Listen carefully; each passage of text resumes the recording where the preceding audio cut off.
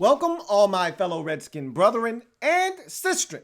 It's news that's nightly about the Redskins. Welcome to the Redskins Nightly News. I, of course, am your set man, Louie T. Thank you for joining me. Let's get to tonight's lead story. Tonight, we have co-lead stories, as I alluded to yesterday on the R3, a story by JLC that we'll talk about a little bit later on in the program. Some of you even started to try to talk about it in the comment section. I would have none of it because I wanted to save that topic of discussion for tonight. But we will lead off the show, however, with the recap of yesterday's 20-15 loss at Green Bay. I kind of wanted to put the finishing touches on that. And then we will get to the Jason LaCanfora story that was released Sunday morning prior to the game. Talk about what was inside of that story and talk about, what that could potentially mean. Are there some context clues and hints as to the thinking and the thought process of Daniel Snyder maybe moving forward this season? We'll get to that here in a second, but 20-15 loss at Green Bay. A number of injuries to comb through. We'll talk about those at great length when we get to what was said at the podium today, day after presser by Bill Callahan, a little bit later on in the show as we get into in other news. But we had some injuries. We talked about that on the R3. Talked about the toughness of Dwayne Haskins on the R3 as well. But I want to kind of dive a little deeper into the game itself. Talk about some things that alarm me, trouble me, things that, and these aren't things that are news to you. If you've been paying attention, then I'm not breaking any news to you, but it's becoming more apparent, especially when you play better ball clubs, that you're missing key ingredients that help make a good team, one that at least can compete and win ball games in these types of contests against teams that are 10-3 in the league. So I do want to start by talking about guys that stood out. Now, I think I mentioned most of them yesterday, but I did leave one guy out that I probably should have mentioned, and that was Steven Sims. I thought he had another strong performance. I think that's now 2 in a row. Thought he was really good versus Carolina the week previous. Followed that up with another 4-catch, 40-yard performance. It doesn't sound like much, but for a guy that could barely get on the field earlier in the season to now being one of Dwayne Haskins' favorite targets, and Dwayne spoke of that in his post-game presser about how that, this guy wins. And so that's why he's looking for him, because he knows in man-to-man situations, Steven Sims is going to win for him. And he was a guy that Dwayne targeted very often in this football game, and he was able to make the most of those catches. And so 4 catches, 40 yards. I thought Steven Sims continued to show why he needs more opportunities on this football team to get the football into his hands. Obviously, we talked about Terry McLaurin and his impact and how he needs to touch it more. Speaking of more opportunities and putting the football in his hands, Terry McLaurin needs it in his hands more often. We talked about that yesterday. I'm going to reiterate that here again today. He needs more touches. He needs more opportunities. I don't really care how they come. I don't care if it's at the line of scrimmage, on a tunnel screen, or a hitch because the cornerback is playing too far off. I don't care if it's a slant, which the Redskins did try to get him one early in the game, and it was batted down. Good play by the defender. They get paid too. And then I want to see some deep shots. And Dwayne did take one to Terry. It looked like in triple coverage. I prefer to see it not in triple coverage, but whatever the case may be, I just need Terry to touch it more. Period. Plain and simple. End of discussion. And so he didn't touch it enough in this game, despite his 4 catches for 57 yards, which led the team in receiving. Those 4 catches didn't come until much later in the game. He needs to touch it early. He needs to touch it often. He didn't touch it enough. He's the best player that we have in terms of skill position players on this team as it currently stands right now. I thought that the offensive line, pass protecting wise, was not good enough in this game. They just simply weren't. The communication wasn't present. It wasn't just a pure ass whooping fest. It was more of guys just not communicating, twists and stunts, and guys not passing it off properly. The footing at the fit. And I don't think I mentioned this yesterday. I meant to, and I think I just kind of got lost in the shuffle of the other items that I wanted to talk about. Primarily the injuries kind of knocked me off kilter a bit, but the footing on the field was absolutely horrid. Remember, this was supposed to be my cleats, my cause weekend. So you were supposed to be able to wear the cleats of your choice, and you saw a lot of flamboyant cleats, guys wearing multicolored cleats with supposed to be a message that talked about maybe a charity or their cause or whatever they're playing for, whatever the case may be. Some guys just decided to wear wacky cleats just because they had a chance to wear different cleats than they would normally get a chance to wear. Well, you didn't see a lot of that in our game because the fact that the field was in such poor condition that if you wore the cleats that you had your message on or your cause on, you're probably going to be slipping and sliding all over the damn place. So you had to change your spikes. You had to change to different cleats. And so it was a messy field. I don't want to make any excuses, but we got pressure on Aaron Rodgers as well. And I don't know of the footing because I don't know about you, but I watched Ryan Kerrigan walk both of their tackles back into the lap of Aaron Rodgers. Maybe some of that has to do with the fact that they didn't have any footing and couldn't gain any traction on a very slick and wet and nasty field. There were guys falling all over the place. And I actually thought Steven Sims was going to hurt himself when he slipped one time, almost did a split. So the field conditions were not ideal. I don't know if that had anything to do with the lack of pass protection for Dwayne or not, but I can tell you this much. It wasn't a lot of just one-on-one ass beatings taking place. It's a lot of twists and stunts and guys folding inside and it's just not being picked up very well and the pocket just collapsing. So I don't really know if it was just a matter of the field conditions, a combination of the field conditions and guys just getting beat, or if, give Green Bay some credit. They just did a hell of a job and won some matchups, but the pass protection wasn't good enough. Another thing that I wanted to point out on the offensive side of the football, Dwayne only had completions to 4 receivers. That's a problem. All right. And what that speaks to is the lack of talent that we have on the offensive side of the football with our skill position players. He only completed passes to Kelvin Harmon, Terry McLaurin, Steven Sims, and Chris Thompson. That was it. And so what that kind of shines a light on is the fact that we don't have enough receivers on this team that make an impact right now. And look, some of that probably could fall squarely in the lap of Dwayne. There were probably other guys open, I would assume. If I went back and honed in on all the receivers on every single snap that was a passing play, I'm pretty sure there were other guys open and maybe there could have been 1 or 2 more guys that could have had a reception on the day. But let's be honest with ourselves. Who else, outside the names that I just referenced, who else do you really want to throw the football to? And I know there are a couple of you out there. Cam Sims. I really am not all that blown away by Cam Sims. And the last time I saw him in a preseason game, he had 87 drops. So I'm really not on the Cam Sims train, okay? But I want to see this guy get opportunities, and we'll see what happens. But let's not go ahead and go crazy. I know in the comment section, there may be 1 or 2 of you that go crazy. Cam Sims. I'm good. All right, relax. So what that really speaks to, though, is we don't have a ton of receivers, which we need help there. But more importantly, God damn it, we need a tight end. It was nauseating listening to Bill Callahan talk about Hale Hinches, all right, at the tight end position as he started to reference young guys, and we'll get to that a little bit later on. But don't name Hale Hinches, okay?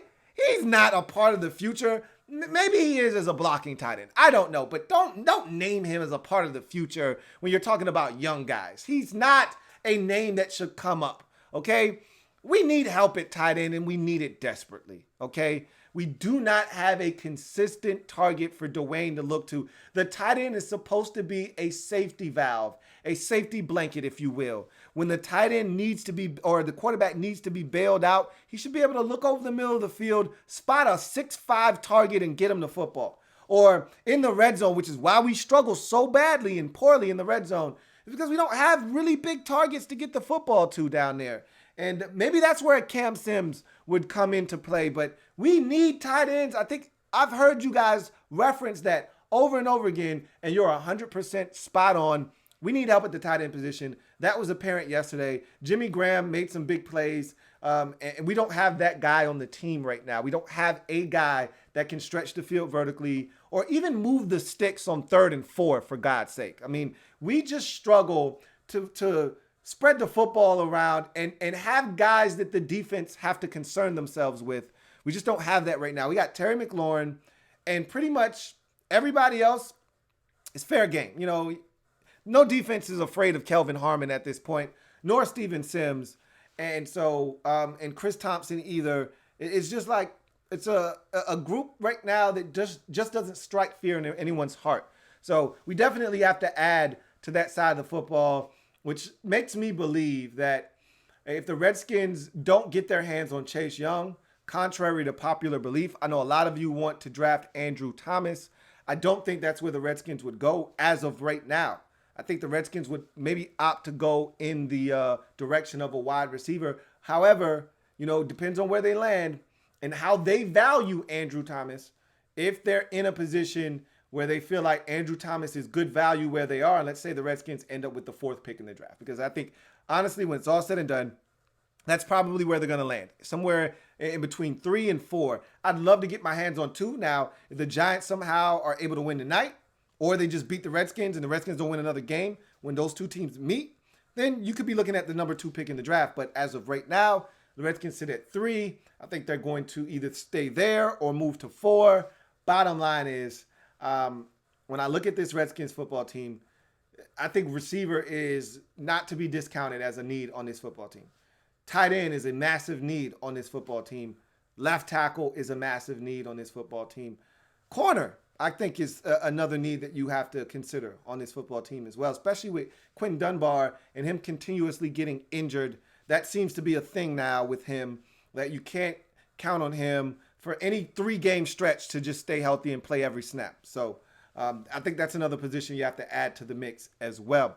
As we move on to the defensive side of the football, I actually thought that Kerrigan had probably one of his better days rushing the quarterback. He was very effective. We're going to talk about his injury a little bit later on, but he was effective early in the game before he got injured. Ryan Anderson with another flash play. I've actually been impressed with him this season. This is by far and away his best season as a Redskin. It's not even close. He's gotten some solid pressure on the quarterback. When he's gotten to the quarterback, he's been impactful. He forced a fumble with his sack, recovered it. It was a hell of a play, and it was a big play in the game at the time the Packers were on the move and looking to deliver the knockout blow in this football game. I think at that time the score was 14-6, and I think they were looking to deliver the knockout blow as they had crossed midfield. And, Ryan Anderson delivers a massive sack, strip, forced fumble, and recovery. Came at a clutch time in the game, and I thought that he was really good in his performance in this game as well. And then also, I thought Daron Payne's sack was very impressive. Rodgers trying to escape the pocket. He grabs him with one hand, and that shows you the brute strength that he has. He just grabbed him with one hand, and he yanked Aaron Rodgers down. It was kind of an awkward fall. I was a little nervous. I thought he was going to hurt himself similar to the way Dwayne hurt himself earlier in the game with the ankle, but luckily enough, he was able to get his legs from underneath him and be able to get up and be okay. No one wants to see anybody get hurt, but that was a hell of a sack by Daron Payne, peeling off of the blocker, getting his hand onto Rodgers, and yanking him down to the ground for a loss there. So awesome play by him. And I thought collectively as a group up front, and Jonathan Allen was all over the place as well, but collectively as a group up front, I just thought they did a hell of a job of collapsing the pocket and making Aaron Rodgers uncomfortable. And again, I don't know if that had anything to do with the footing on the field or if they just were winning some matchups, but Rodgers was under duress. He was not comfortable. He escaped the pocket numerous times looking to run away, and he had to because the pocket was really not in good shape most of the afternoon. So once again, I thought it was a strong performance by the guys up front. Cole Holcomb led the team in tackles. Again, wasn't overly impressed with what he did in the game. I thought he was solid. I did not think he was standout worthy. However, again, I'm a Sean Deion Hamilton guy. I think when he's in the game, he makes things happen. Not saying that he's always in the right place at the right time. Not saying that he possesses the type of athleticism that Cole Holcomb does.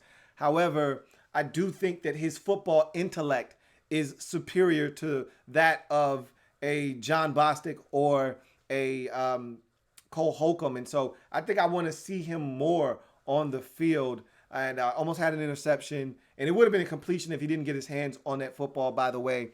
And I just thought he was all over the field and around the football, which is a good thing. You know, it sickens me to watch a 3rd and 14. The Redskins rush 3, drop 8, give Rodgers all day to throw, and they allow Devontae Adams to come all the way from the right sideline, run a shallow cross all the way to the left side of the football field. John Bostic is right there in coverage, never turns around and never identifies it. And I might say it was Jeremy Reeves as well, another safety on the field. Never identifies where the receivers are, just kind of guarding a blade, a patch of grass, and allows him to travel all the way through the zone, catch it, turn up the field, and get 16 on 3rd and 14.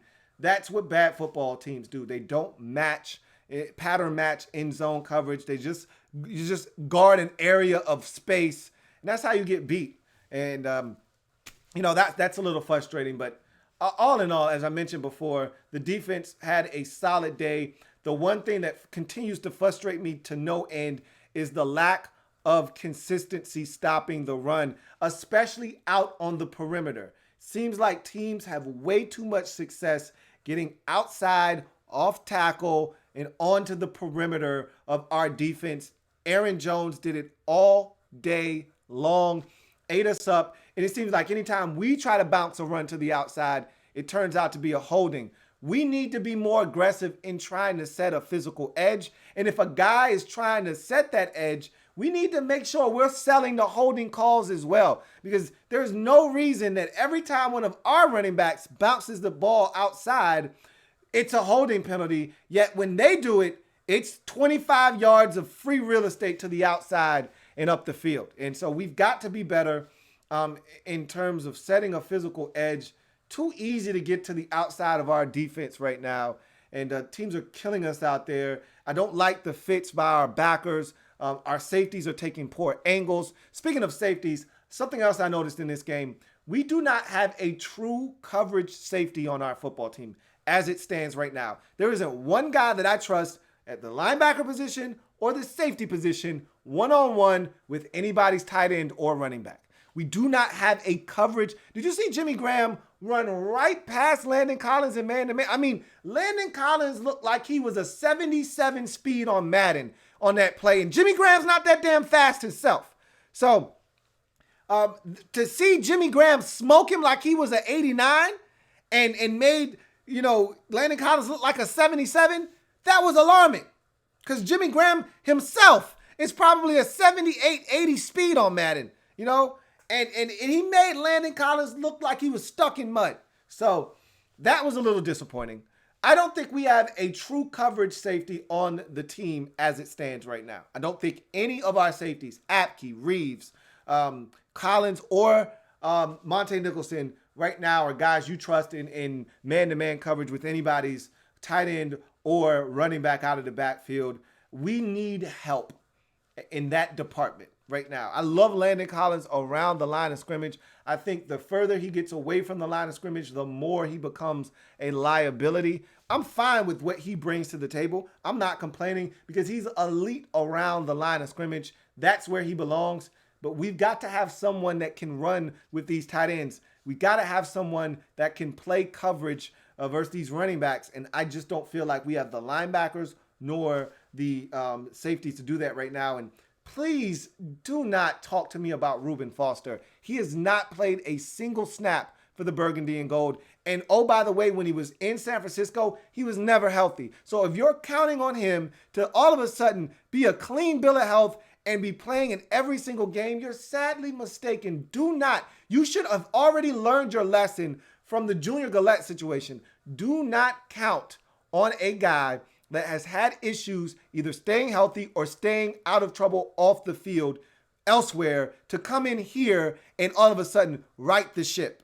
So I don't think any of those positions are set right now, and I don't think we have enough at those positions. Watching this game, I thought it was apparent yet again that we struggle in those departments. But as I mentioned, overall, overarching theme of the game is that the team battled their asses off. And I'd like to see, this is my last recommendation, that the Redskins make the switch to a 4-3 defense. I want to see Payne and Ioannidis attacking as one gap penetrators up the field. I don't want to see this two gapping. That's not working for us.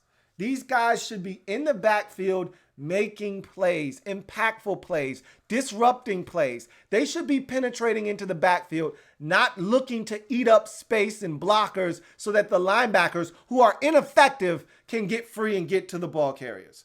They should be looking to do that themselves.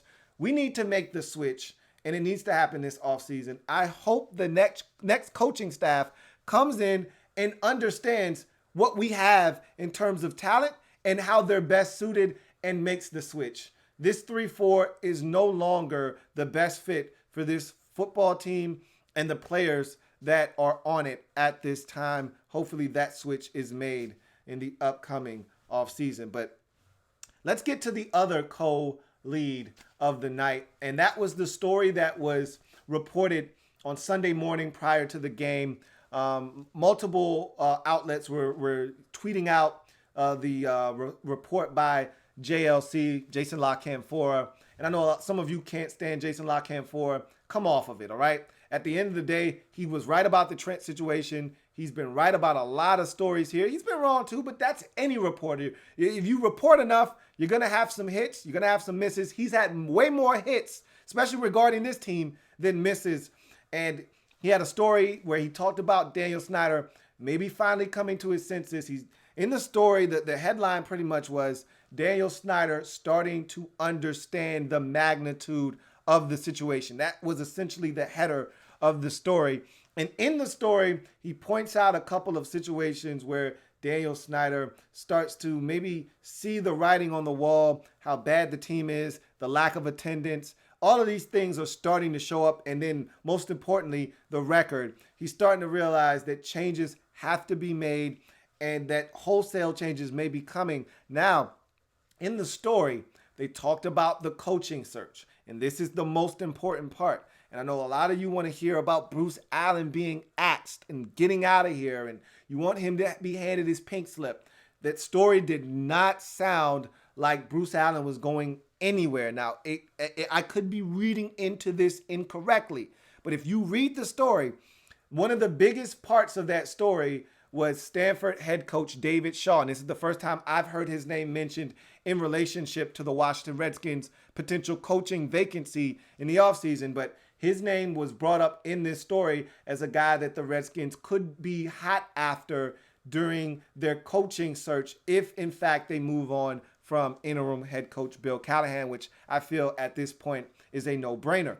They talked about how Daniel Snyder fancies Pittsburgh Steelers head coach Mike Tomlin, but that he's going to win coach of the year, head coach of the year. He's not going anywhere despite having 1 year left on his deal. The Steelers would be foolish to let him go. I think they're going to lock him up long-term in Pittsburgh after the job he's turned in this season. So Snyder isn't going to be able to get the guy that's probably number one on his list. Then they talked about some other candidates that are out there, but the guy that they focused in on was David Shaw at Stanford and how the Redskins have ties to him via, get this, Bruce Allen. Okay, the two of them worked together when Bruce was in Oakland as the Raiders GM, so to speak. But nonetheless, David Shaw was on the staff then. And so there is a mutual respect for one another between David Shaw and Bruce Allen. So they were trying to connect the dots there. So if a guy like David Shaw were to be attracted here, a guy like Bruce Allen may be one of the reasons he would be comfortable coming here. So first of all, someone asked me last night how I feel about David Shaw. First of all, if David Shaw coming here means we have to keep Bruce Allen, then I don't want David Shaw. That's number one. But David Shaw, just isolating him away from Bruce Allen. Forget about Bruce Allen and that piece of the discussion. Because in the piece, it sounded like the reason David Shaw would be interested is because Bruce Allen is here. And that would be one of the reasons he would want to come here. But again, isolating Bruce Allen from this situation, just looking at David Shaw and his body of work, I don't want David Shaw. I'm not a David Shaw guy. I'm not a fan of his work at Stanford. I think he's a hell of a college football coach. I think what he does at Stanford is nice and it's great for their program, but I don't think that's winning football here. And I know some of you, I know my guy Redskins Review would probably love David Shaw because Redskins Review wants to turn the clock back to 1989 and he wants to start running the football like his mind has gone bad, which that's all David Shaw wants to do. He wants to line up with 3 tight ends. He's like a clone of Bill Callahan. So if you like Bill Callahan and you like the stuff that he's running where it's predictable that we're going to line up with 3 tight ends and we're going to try to bludgeon you to death with the run game, and hey, it'd be nice every now and again to throw it, and we may throw it every now and then, but we're going to run the football 37 times and maybe throw it 20 times if at all possible, then David Shaw is your man. But that's not what I'm looking for. He's not an innovative offensive mind. He's a throwback. He wants to ground and pound you to death. He wants to pound you into oblivion. He wants to play defense and run the football. And that just doesn't work in this league like it used to. It can work, but it's only going to get you so far, okay? You've got to be able to throw the football consistently in this league, all right? And if you're going to try to bring up the Baltimore Ravens, their run game is so dynamic, and Lamar Jackson is such a difference maker that you just don't get it if you want to try to bring them up. What they're doing is unlike any other team in the league, all right? So even the Tennessee Titans, who can ground you into oblivion with Derrick Henry, if you haven't been paying attention, Ryan Tannehill is throwing for damn near 300 yards every single week, and he's playing out of his gourd right now. And they're scoring like 35 and 37 and 40 points. They scored 42 on the Raiders this past week. They're scoring points. You're not going to score a bunch of points lining up. If you haven't watched Stanford football over the last 7 years, then you don't understand. So let me explain to you. They're winning games 13-10. They're winning games 19-13. That's the kind of football they're playing at Stanford. That's that Jim Harbaugh type of football that I just don't want any parts of. That's not how you win in the NFL. It's tough to win games when you look to run the football. And I told you that teams in this league have struggled. Green Bay's 10-3, and they have a similar type of approach. They're not as bad off because they got Aaron Rodgers. However, they want to run the football, but when the run game, and I talked about this with Seattle last night, when the run game doesn't work and you fall behind and your primary source of offense is running the football, what do you do when you're down? Like that game yesterday, we were down 14-0. That was a great drive, spearheaded by Adrian Peterson, running the football down their throats, and they knew it was coming and they couldn't stop it. That's great. But what happened if Ryan Anderson doesn't get that strip sack and they go down and they get another touchdown and it's 21-6?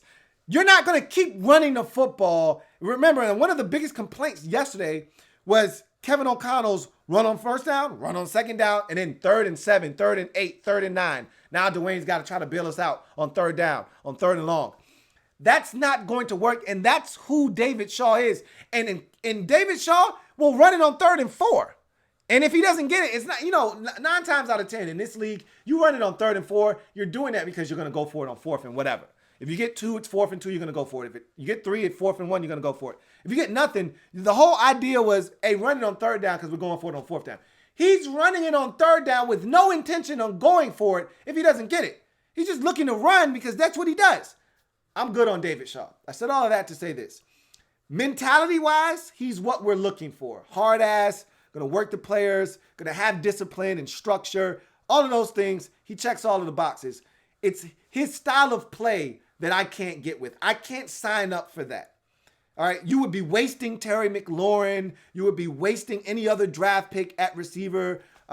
He does develop tight ends, though. That's been another thing that Stanford has done really well under his watch is develop offensive linemen, running backs, and tight ends. Why? Go figure. I just told you why. All of those positions develop well under him. Okay, that's what they do. I don't want any parts of David Shaw. So that's my take on David Shaw.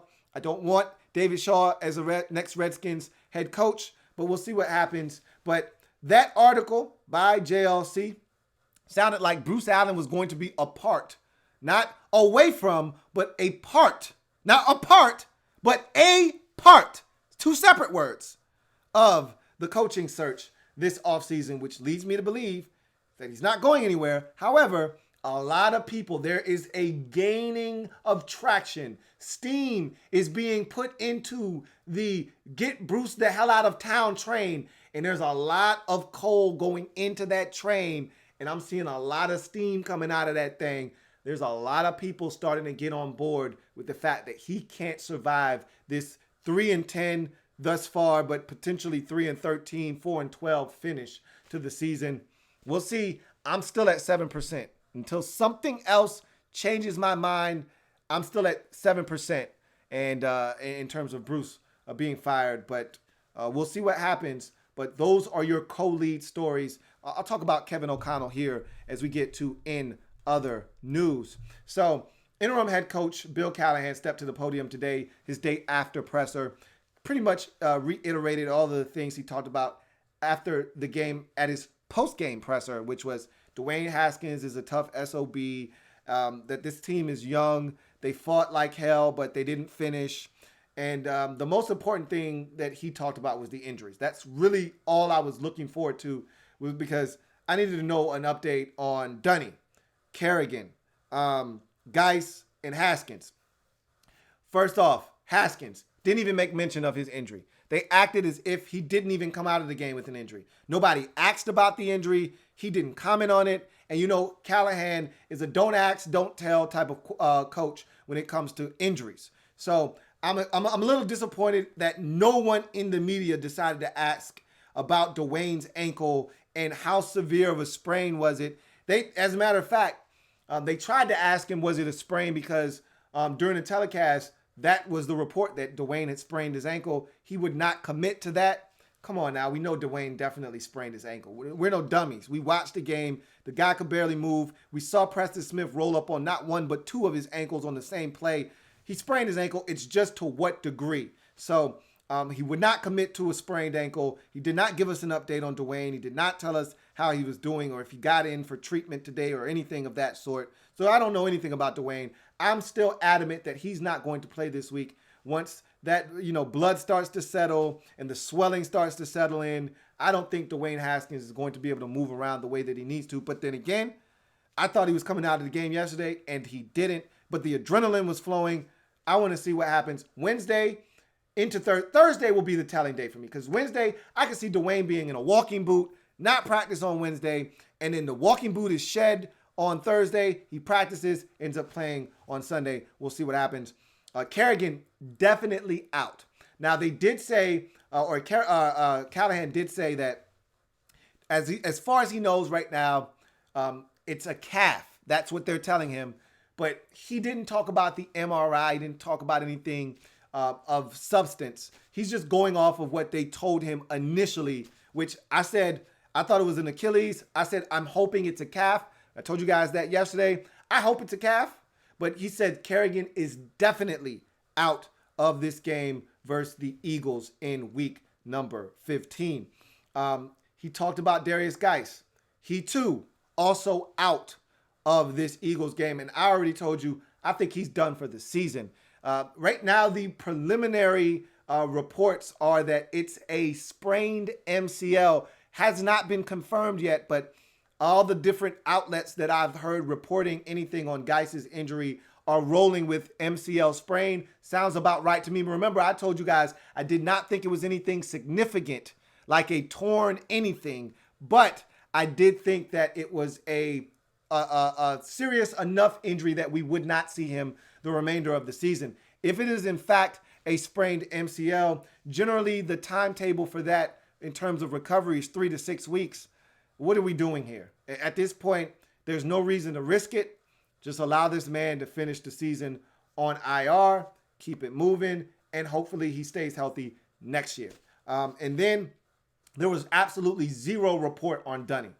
Nothing to report. He gave us nothing. He doesn't know anything. I don't even know what part of his body is ailing him. I'm assuming it has something to do with his leg, because yesterday when we saw him, he was favoring a leg and it was bandaged up. But I can't tell you if it's a quad. I can't tell you if it's a hammy. I can't tell you if it's a knee contusion. I can't tell you anything.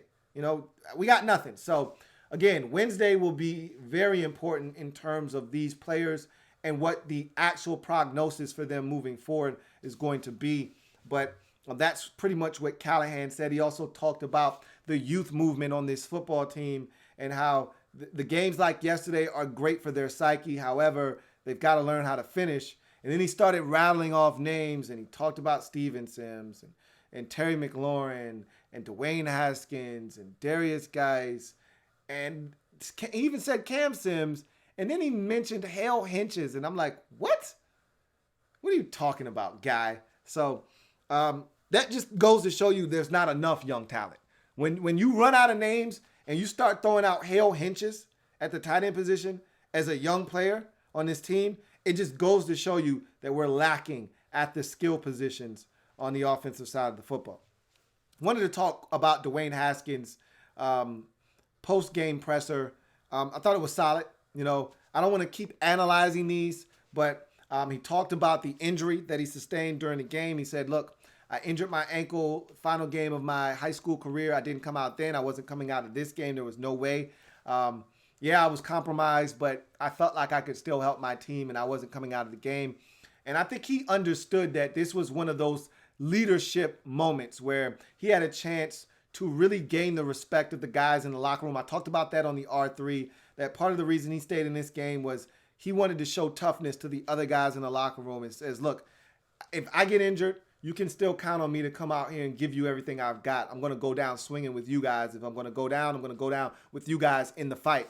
And a lot of guys were really respectful of what Dwayne did. And I think he felt like that's why he needed to stay in the game, probably more so than any other reason. He was very conscious of that. Even though he tried to downplay it in the presser, I think in the back of his mind, he understood, if I come out of this game, they're going to start to question my toughness and my dedication if I stay in this game. And I don't think he ever intended on coming out of that game. And he said as much. And I believe him. He's a tough dude. And he showed it in this game. And I thought he did some really good things. He talked about his rapport with Steven Sims, talked about Sims' ability to win man-to-man coverage and how he's able to win big, so it makes it an easy, inviting target. Something Dwayne has to work on is he can't wait till guys win. He has to throw them open. That's something that he needs to work on. He didn't have to do it at Ohio State because his guys tend to win big when he was at Ohio State, so he didn't have to wait for them to separate, and he didn't have to throw them open most times. Here in the NFL, you got to throw guys open. And he likes to wait till guys are way open. Like Harmon, how many times has Harmon been wide-ass open in the zone and Haskins doesn't give him the ball until he's completely uncovered? Same thing with Steven Sims. He's got to be able to throw the football in timing and rhythm. That's how that pass on the sidelines right before half got picked off, is because he was late. Coming out of that break, that football should have been delivered. And instead, he waited until he came completely out of his break and was coming down the stem of that route. And now the safety had a chance to come all the way down and make a break on the football and pick it off. Some of that I thought had to do with his lack of footing at that time because he was favoring his leg and wasn't able to drive the football. But also, he just didn't time it up well. He did not throw that football within the timing and rhythm of that play. And so that's something I think he needs to continue to progress doing. He did miss Steven Sims over the middle of the field on a third down where he forced the football to Terry McLaurin, I believe it was, or Kelvin Harmon, he might have forced it to, instead of hitting Steven Sims right at the sticks. All he had to do was literally turn up the field and gain another yard. He would have had the first down. So I want him to continue to survey the field. I thought he did a really good job of hanging in the pocket, keeping his eyes down the field, despite having a ton of guys hitting him throughout the course of the day. His confidence in the pocket never wavered in that game, and I love that about him too. Let's talk about Kevin O'Connell's play calling, and then we'll get out of here. I thought that Kevin O'Connell's play calling was uneven in this football game. I did not like the start to the game. I talked about that on Twitter. I referenced that yesterday. I thought that it was too predictable throughout the course of the game. So let me go back to the start of the game. I wanted to see the Redskins come out and be aggressive early in the game.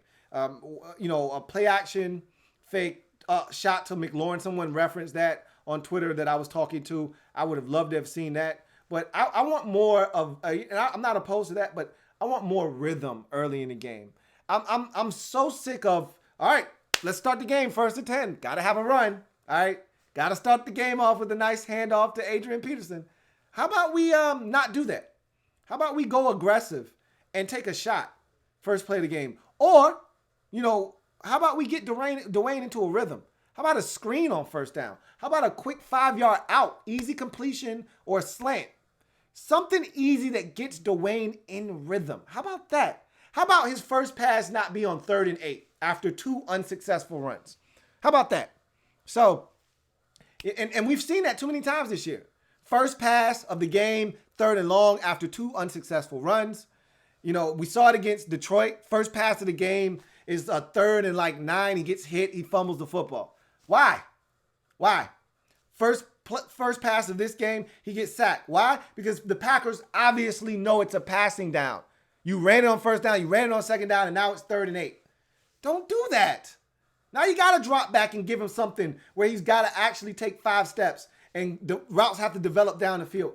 Get it out of his hands quickly. Get him into a rhythm. I thought the play calling was too predictable throughout the course of this game. Run on first down, run on second down, 3rd and long, Dwayne, bail us out. That's trash. And even when the run game started to gain steam and that 3rd and 8 turned into 3rd and 4, it's still predictable. Run on first down, run on second down, Dwayne, bail us out on 3rd down. I don't like it. I didn't think there were enough screens and easy completions. The screens did not come until Dwayne got injured. And oh, by the way, these screens are too predictable. How many times are we going to drop back, make it look like we're trying to drop back, and then throw the sidearm screen to Chris Thompson? We need some more diversity in the screen game. All right. I watch so many variations of screens. I know we don't have tight ends, but I see tight end screens all the time. I see middle screens. I see fake screen one way, go screen the other way. I see fake the screen this way, throw the bubble screen back this way. I see just simple bubble screens, tunnel screens where you get linemen out. We don't do any of that stuff. Ours are just simple. Hey, let the linemen up the field, invite the rush up the field, drop it off to Chris Thompson, and let's see if we can get a gain. Like, that's so played out and it's so easy to defend. I don't like the diversity right now that I'm seeing. And so I think that Kevin O'Connell needs to be better. I've seen diversity from him. I'm not willing to quit. I know I was talking to my man Hawk yesterday, and he was like, I've seen enough of Kevin O'Connell. And I don't think he was impressed. I haven't seen enough of Kevin O'Connell. I like some of the things I've seen from him. This was not one of his better games, though. This was not one of his better play calling games. I did not think he did a good enough job of helping Dwayne out early in the game. And then even after the injury, I didn't think he did a good enough job of helping Dwayne out. However, I thought that Dwayne got better, as crazy as this sounds, thought he got better as the game wore on. But that's nor here nor there. Bottom line is we got a long way to go, is the translation. And for us to only have lost that game by 5 points shows you that this team has not quit, that this team has fight and grit in them. And now we need to turn that grit and determination into wins next season. I do like the fact that we've got a team full of fighters. I do like that, because in past seasons, these would have been ass whoopings down the stretch. Or I've never seen a team quit on Jay Gruden, so I shouldn't say that. Never once did I see a team that wasn't fighting hard for Jay Gruden down the stretch of a lost season. So it's much of the same now, but I like the character and the mental makeup of the guys in the locker room. That being said, it's going to do it for this installment of the Redskins Nightly News. I thank you guys for joining me. Remember, like this video, subscribe to the Louie T Network if you haven't already done so.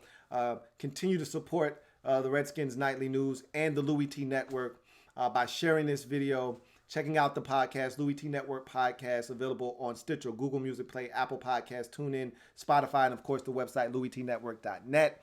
And also, remember, we got skin in the game. Why? Because we're Skins fans for life. Hang in there, guys. Maybe some good news is coming this week on the departure of Bruce Allen. Maybe it's not. Either way, continue to hang tough. Better days are coming. I don't know when, but better days are coming, because they can't get much worse. So, in any event, I'll see you guys later. Make sure that you stay tuned to the Redskins Nightly News this week. I want to say Wednesday, we will be live on the program. I will open up the phone lines and I will let you guys have the floor. I will nail that down tomorrow on tomorrow's show, but just keep that in mind. Set your calendars. Wednesday night, we will be live here on the Redskins Nightly News, opening up the forum for you guys to talk about this team. Maybe we'll have some news to talk about during that show. Maybe we will, maybe we won't. Either way, we'll have that show down the road. In any event, I'm your man, Louie T. This has been the Redskins Nightly News. I'll see you guys next time. Have a good one.